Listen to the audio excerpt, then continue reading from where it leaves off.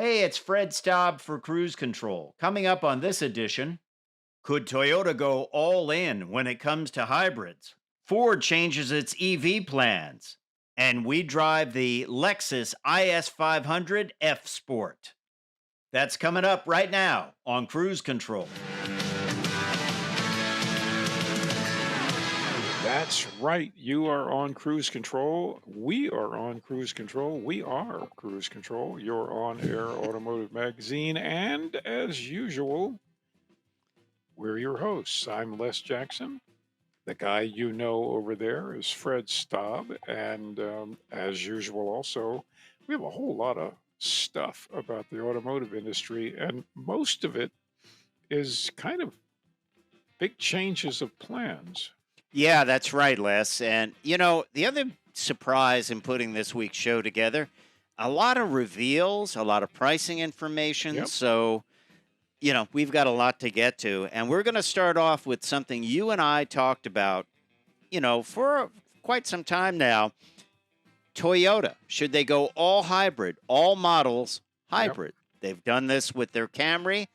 Well, one report says that's exactly what they're going to do. They're going to go all hybrid with all their models. If you think about it, it makes a lot of sense. But we'll talk about it. And speaking of electric, Ford changes its electric vehicle plans, and we have some intel on exactly what's going on. Yeah, We'll let well, you there know. won't be their version of the EV9, the three-row electric vehicle from Kia. They were going to build No. one, Ford, but they're not going to do that. So we'll talk about that. And then Navigator, Lincoln reveals its Navigator. Don't get to say a lot about Lincoln, but this week we No. can. And it's big. It's big. Really big. And Nissan prices out the Sentra. Now, here's a car that is just overlooked all the time, but it's always been a great car. It's a bargain. We'll talk about how much it or how little it costs. Yeah, which is true. If you're looking for a vehicle that doesn't break the bank, that might be it. There's just again, there's so much available, so much going on, and this is going to be a busy, busy fall. And we're also going to have an at the wheel review of this naturally aspirated Lexus IS500 F Sport. It had something that I have not had for a while in a press vehicle, and that is a V8 engine. So Wow, we'll talk about that and more when we come back on Cruise Control, your on air automotive magazine with Fred Staub and Les Jackson. We will be right back. Cruise Control. And welcome back to Cruise Control, your on-air automotive magazine. Fred Staub and Les Jackson, we are glad you are with us because we've got a lot of information to tell you about the automotive industry. Good information if you're thinking about buying a new vehicle or you just have an interest in it. So, and I assume if you're yeah, listening to this, you do have an interest in it. So Les, you and I talked about this, and Toyota has been a believer in hybrids for a long time. But we're seeing a trend with Toyota that they could potentially have all of their models go all hybrid. They've done this with Camry. It was like some kind of crazy number of gas. They were going to save millions of gallons of gas in 1 year just by going all hybrid in the Camry. Now, there's some talk that they might go all hybrid. According to a Reuters article, the Japanese brand wants to go all hybrid across the Toyota and Lexus lines. David Christ, who is head of sales and marketing for Toyota North America, told Reuters that the automaker is looking at going all hybrid. They're going to evaluate that car line by car line, whether going all hybrid makes sense. Keep in mind, their large trucks have a hybrid option for a long time. right. Um, Obviously, they sell everything from a Corolla hybrid on up. Some of their vehicles, of course, the Prius has always been all hybrid. That's kind of the way it got started. Their Crown luxury sedan is all hybrid. It's trending that way. The only negative I could see would be increased cost to customers. But when you balance that out across the line, supply and demand, and let's say you want to go in on like, hey, I just want a basic Corolla, and now you would have to get the hybrid model. Even now, the hybrid model and the regular Corolla don't have that big a difference in price. And I'm sure that would go down if everything was hybrid, wouldn't you? Oh yeah, the economy of scale would be enormous, and I guess when you're sitting up there in the VP lounge at As we Toyota. often do. Yeah. Oh yeah, you have to think about, well, if we do this, how many sales could we possibly lose to our competitors if we only offered hybrids? And I would estimate not very many sales. I think once you add in the economy of scale of everything's hybrid, and they've made more hybrids than all the other manufacturers combined. Right. Um, I think you wouldn't lose much in the way of a customer base. Well, I agree with you because there is no downside to the hybrids that I've driven. And matter of Not really, fact, no. we drive more cars than most people do in their life. And sometimes I jump in a vehicle and it's a Lexus or it's a Toyota. I don't even realize it's a hybrid till I get out of it. I just Yeah, get in it that's to move it that's right. around, or it's like, okay, Yeah, it just arrived. Let's take it out and, you know, do an errand in it or whatever. And I'll come back. It's like, oh, I didn't realize this is a hybrid. So there's no drivability downside. The only downside would be cost. And as I said, in something like the Corolla, the difference is not that big already. If they made them all hybrid and all their vehicles hybrid across the board, then it probably would be not that big a deal. The only thing I can see is you probably in some vehicles could not get a spare tire because that's where they put the battery. yeah, but I have yet in recent years to meet anyone who knows how to change their tires. Or you could So just mount it on the roof and look like a rally car. How that's would right. They that? people just I don't see people on the road changing tires. I see the little help van showing up, or certainly the AAA. Well, I'll give you an instance. I called AAA for one thing for a flat, and the guy's like, "Well, why are you changing the tire? Just put air in it." I was like, "Yeah, but there's a spare." It's like, Uh-huh. "Oh." So I Oh think man. they don't. Yeah, it's like, yeah. Do you do this? Is this what your job is? But Wow. eventually he changed it. But I think you're right. I think changing tires is people are not used to it. They're like, No. "Oh, just put air in it and go to a tire shop." You know, Well, but you have to put air in it. Now, they can put we air in it. carry we carry these little mini pumps with us. Yeah, they work great. I would recommend everyone should get one of those, the Yeah. little mini inflator, and they should also get one of those tiny battery jump boxes. They're tiny, like they're like the size of a couple of cell phones. And believe me, Yeah.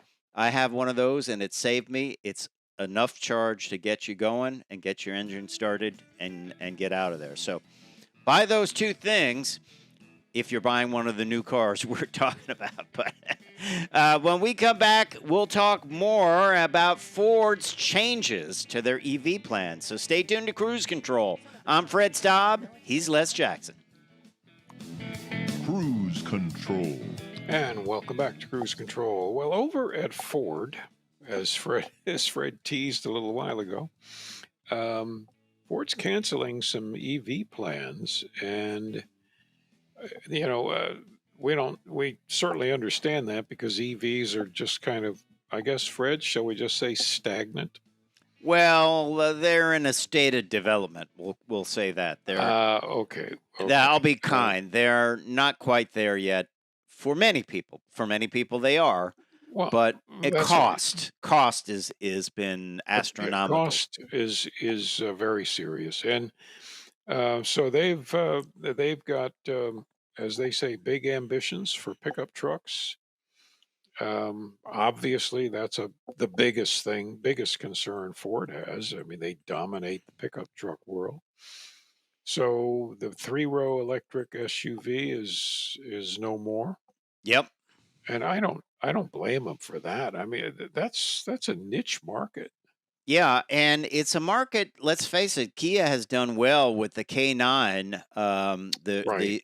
Their big 3 row SUV, EV9. I'm sorry, K9 was their Right. The big EV. Yeah. luxury car, or is their big luxury car. I don't think they sell it here anymore. EV9, and it. They've done well. It's kind of like their electric Telluride, but Ford just said, "Hey, we're going to have to charge too much for this to build it here, and Hmm. it's going to end up being an $150,000 vehicle, and people don't want to Yeah. buy that." You know? Well, no, you've got to you got to realize that there's a limit to the average buyer's buying capability, Yeah. and we're already there. As time goes on, I'm kind of becoming a fan of cheap and cheerful, as Yeah, James May says, cheap and cheerful, right? that's right. Well, you have to. You just how much can you afford in monthly payments Right, exactly. for 8 years? Well, let's talk about some of these other things. One of the interesting things is an electric van to replace the Transit Connect, which is a good little van. This will be based on the Maverick chassis, if Intel is correct. Okay, So that is the new commercial electric van coming in 2026. I think that will be pretty cool. There's a next generation Project T3 pickup. That is the replacement for the Lightning, and they're hoping to get the price down on that. And that will enter production in Tennessee in late 2027. Interesting product, right? that is correct, and they're very proud that they've recruited, they say, the most technically skilled and creative professionals from inside and outside Ford. I think mainly about hybridizing a number of their vehicles. Yeah, that's another Um, point to this that just like Toyota, maybe not as aggressive as Toyota, but Ford wants to really bump up the number of hybrids in its products. I think it's a great idea. I really do. and they, their Blue Oval SK Kentucky plant will manufacture battery packs, which for the Transit. And I think, boy, would I love to tour that factory. I was just through Kentucky, Yeah, it would have been interesting. Would have been man. It would be interesting.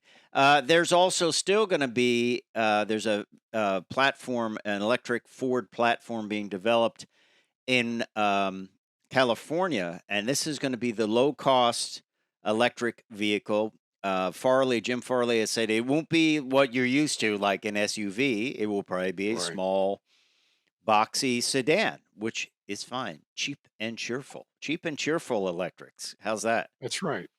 Now, you don't think that the Transit will go right now will go pure hybrid, do you? I don't know. I don't know. That's a fleet vehicle, so they might be It looking is. more at price. And then, of course, the Super Duty is going to have multiple powertrain options. They're thinking about hydrogen as one of them as well, Right. Hmm. and probably a hybrid Super Duty as well. And it's funny in this town here. There was a Super Duty running around that said hybrid on the side with a big sticker. I thought there's no hybrid Super Duty. And I looked closer. The guy, they must have put a bed from an F-150 on it. That was a hybrid, but it had Okay. this big sticker on it. I was like, who is this, some kind of like test truck or something? I couldn't look under the hood, but I was like, but now there will be a Super Duty hybrid, so I guess you can run those Right. decals if you want. But um, so big news from Ford. I think it's a smart play. What do you think? Rather than saying, "Hey, everyone's gonna have to buy $100,000 electric." I think this is the only way to do it. It's much more risk averse.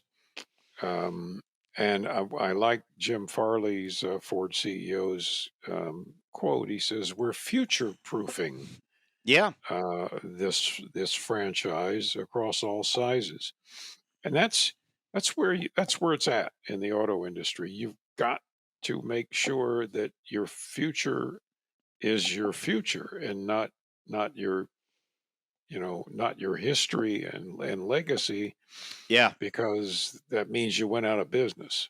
Do you think manufacturers thought it will be okay if the average price of a vehicle now is 45,000, an internal combustion engine vehicle, and you know what? We'll just sell electrics at 65 to 85,000. Do you Yeah, but think at one it point they thought people would buy them and spend that I much? think I think they did. I think I don't know how far that went in the chain of command, but I think they felt, well, look, if we sell electrics, yes, they're more expensive, but they require practically no maintenance and they last 11, 12, 13 years before you even have to worry about a battery. So people will be happy to just have payments for more years, but they're wrong.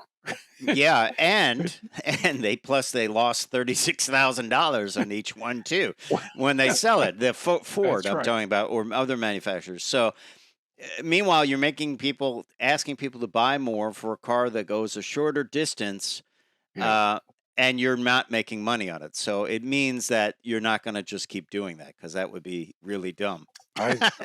I'm sure I get more emails and phone calls from people asking me, should I buy an electric car? Um, a battery electric. It's amazing. I always tell them at this point, I say, if you really, really want one, like a higher end one, lease it. If you want like a Right. basic one, like the Bolt, when it was available, and it will be available again, and we'll have the EV3 from Kia and others, this Ford product, you can buy that for something that's like around $30,000, $35,000, Right. something like that. Otherwise, get a hybrid if you want to get Yeah, electrified. that's pretty much the answer I have. And I almost tell people don't bother with the plug-in hybrid right now. If you want to save like $5,000, get a just Yeah, get a hybrid. Don't get the just get a plug-in for hybrid. yeah.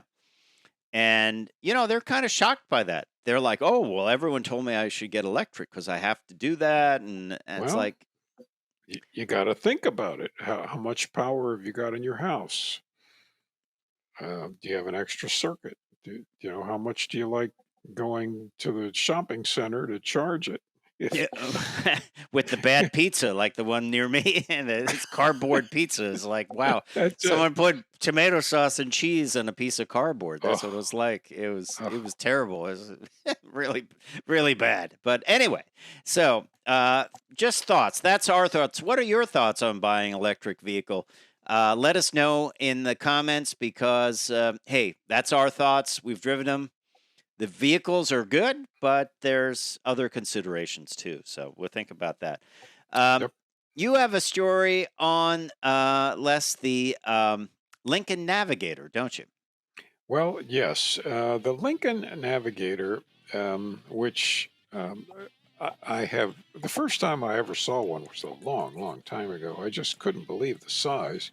We're going to talk Um, about that after the break, though. right. We do have a break coming up.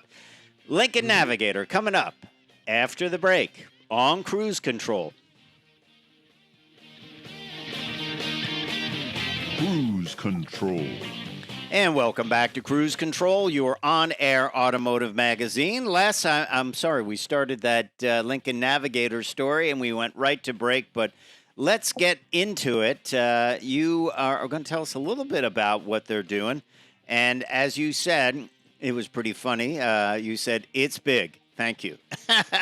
Well, yes, that's the motto should be we're Navigator and we're just as big as we've always been.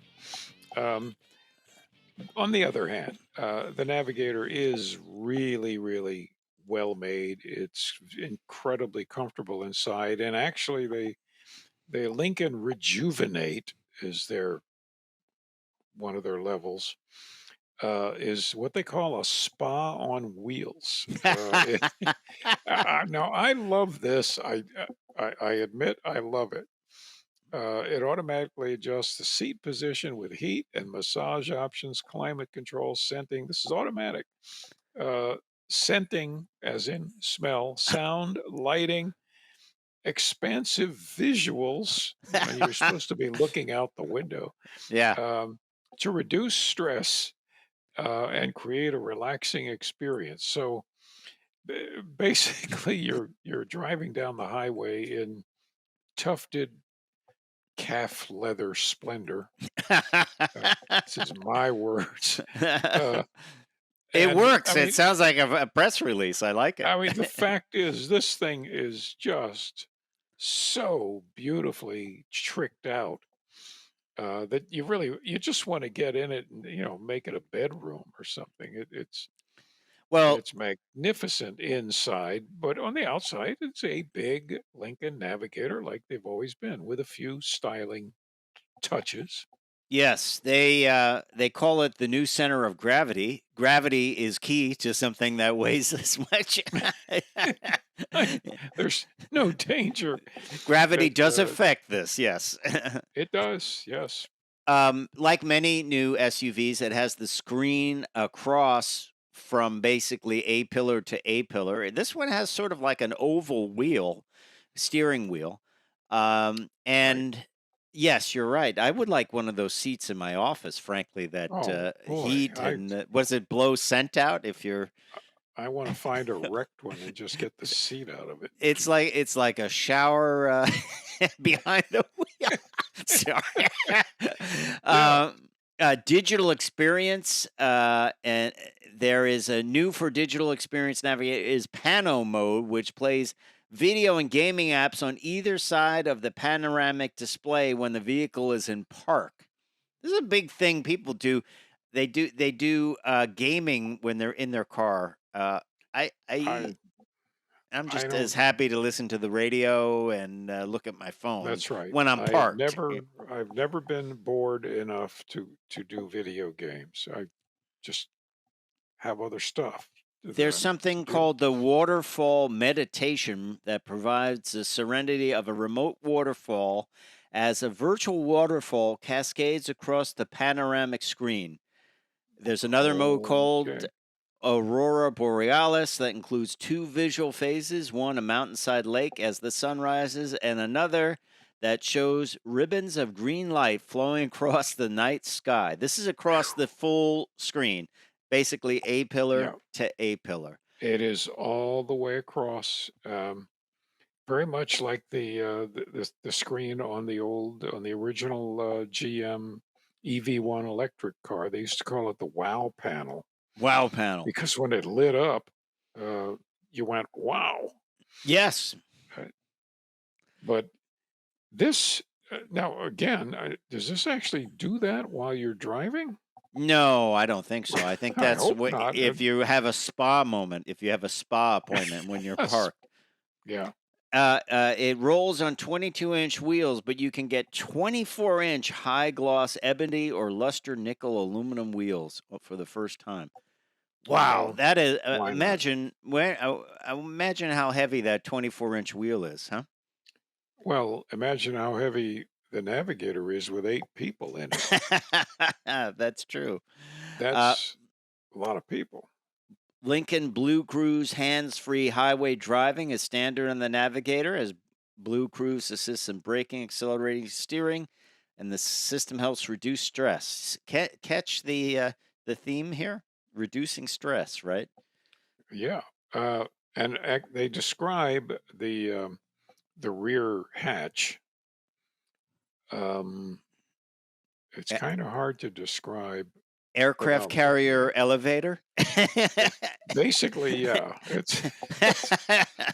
that's right. You have your own landing signal officer back there telling you that you're coming in. Your glide Little more slope is fine. power. Little more power. That's right. Okay, starboard wing, bring it up. Um, but the fact is, the Navigators, we've driven them. You cannot fault their comfort. You can't No, fault their quiet, that's true. their smoothness of the ride. That's true. You can fault the fuel mileage. You can fault that it won't go into your garage. Yeah.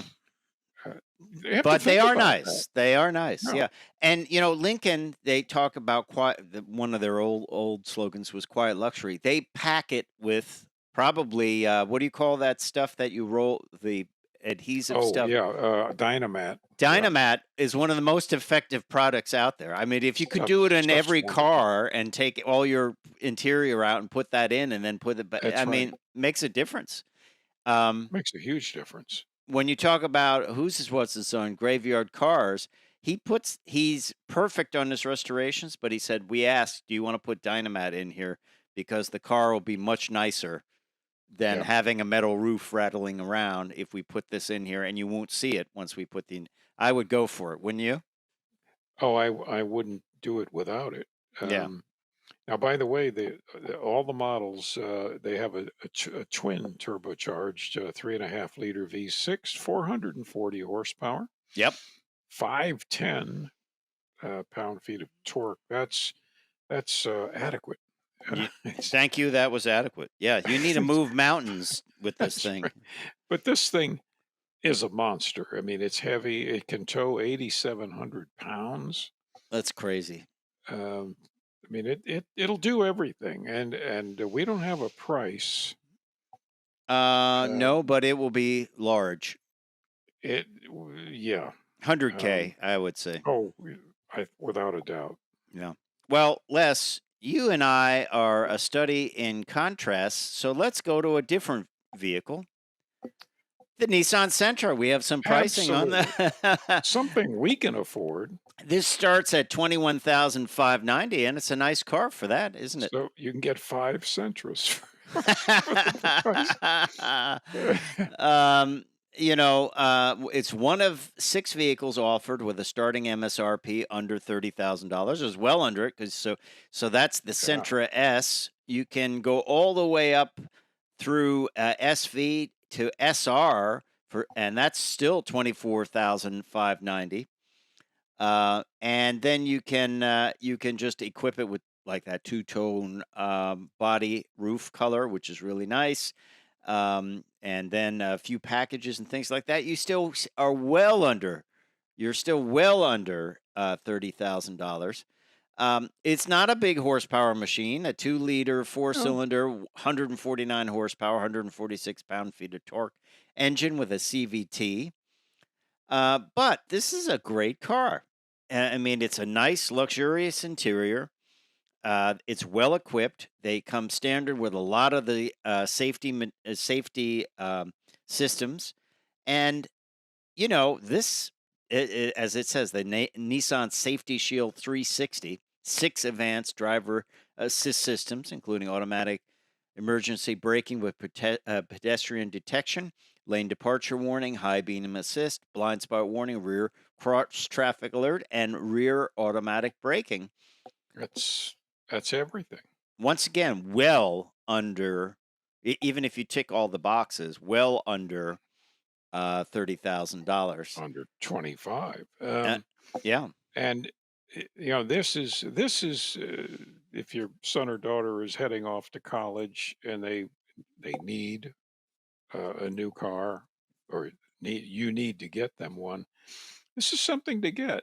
It's not going to break. It gets great fuel economy, and it'll last 15 years. Well, if you even want to save more money, you can buy the Versa, which from Nissan, which right. starts at $17,000. It's the only car below $20,000. That's right. That's right.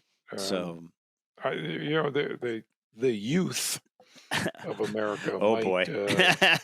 No, they may say, well, I don't feel terribly safe in the Versa, next to big trucks on the highway going to school and so on. And they can make a case for that. But well, then you could say you can have our used minivan. I would rather have the Versa. When we come back, we're going to talk about something that's got a little bit more horsepower, 472. That is the Lexus IS500 F Sport. We're going to have an at the wheel review. Cruise control. And welcome back to Cruise Control. Fred Staab and Les Jackson. Les, it is time for another At the Wheel. This time it is the 2024 Lexus IS500 F Sport. And this is in a cool color called Incognito. We were saying it's almost like the Navy's haze gray, but maybe it's a little darker, a little bit more green to it. Yep. And this was quite the machine. You know why it was quite the machine? Because it has something that we don't get to drive much anymore, and that is a naturally aspirated V8 engine. A 5-liter V8 Boy. putting out 472 horsepower. Great tourer. Red interior. I tell you, everything was. I do like that. That is a classic color. Beautiful seats. Heated and ventilated seats, well appointed. Even the door panels were red. Even the speaker covers were red. And there's like the subtle texture in that red upholstery. Of course, you get F Sport badging with lighted thresholds, great pedals, and heated and ventilated seats. Now, it's nice. It has a power for volume and tuning. It also has a CD player because this has not been refreshed in 4 years, and it still has that kind of trackpad thing that Lexus was using. The good thing is, though, that you can use it as a trackpad, sort of like a laptop, but you can also go up to the nav system and control it up there as a touchscreen as well. So you have your choice. But some people will find that a little old school. The binnacle has all business gauges, easy to see. And then, of course, there's the clock in the center of the dash, which is a Lexus signature.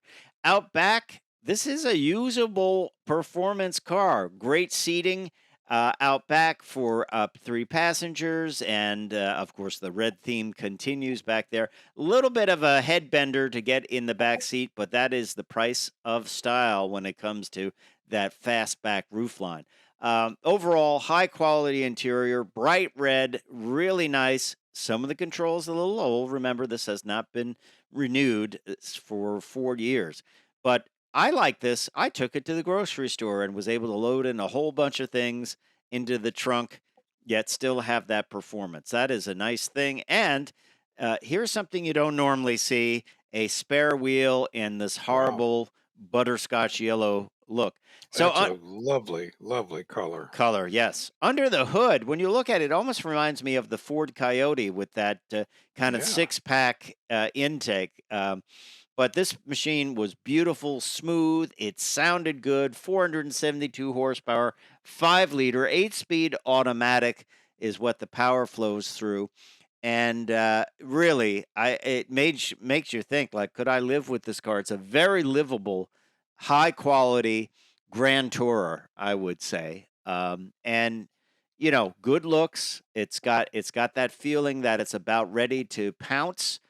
It's about ready to move forward. It's that motion that when it's sitting still, it looks like it's moving. It is all high quality. It's got the optional 19-inch matte black BBS forged wheels. So that's a $2,450 option. I would say if you went out to buy that forged BBS wheels on the aftermarket, you probably pay more than that. So that's really a good deal. I would pop for those, and they look good. Just love the stance. I love the look of it. It's got out back. It's got these stacked quad stacks. It sounded great, performed great. What can I say? It is a great vehicle, and I would say now when we look at the price of this, right? It's $65,820. $1,150 for delivery and processing, right? Brings us to $66,970. Now, would you, knowing that this might not, V8s, naturally aspirated V8s, might not be around much longer, would you be upset paying that much for a vehicle that has a kind of outdated interior? It's not terrible, but it is kind of outdated. Seeing that CD player in there and that old trackpad type thing for navigation, could you overlook those for the power, the fact that you probably won't be able to get a V8 much longer, or at least a naturally aspirated V8 in a vehicle like this? Would you overlook them? Um, I think I would. Basically, the clientele for these cars is middle aged and up, and it's not.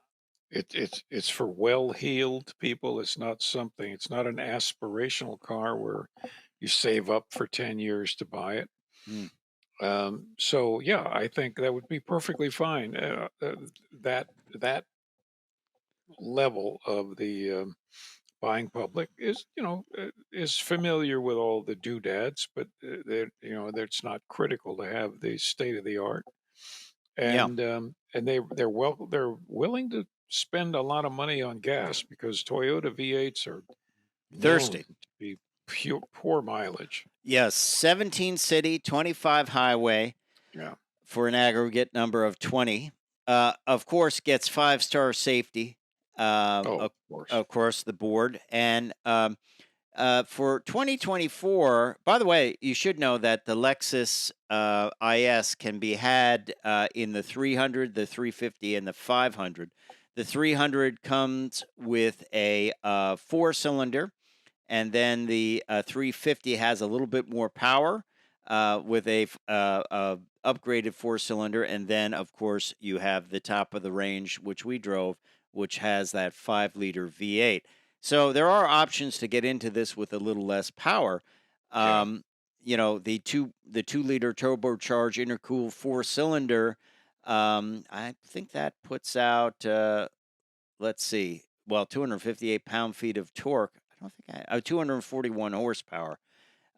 You can get an all-wheel drive with the smaller engines too. You can't get that all-wheel drive with the V8, but they range in price from 41,000 to 35 for the IS300, which is the 4-cylinder version, rear-wheel drive, all the way up to the IS500 F Sport Premium at $64,000. So I enjoyed it. I mean, I can't tell you.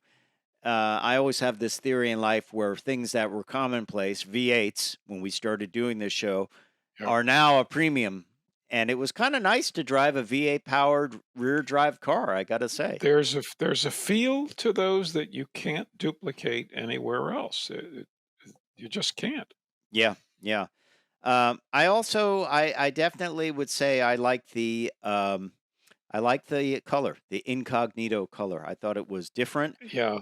I would Um, have to see that in person. I mean, it's a little difficult to see it, to get a feel for it in the pictures. It's an interesting color.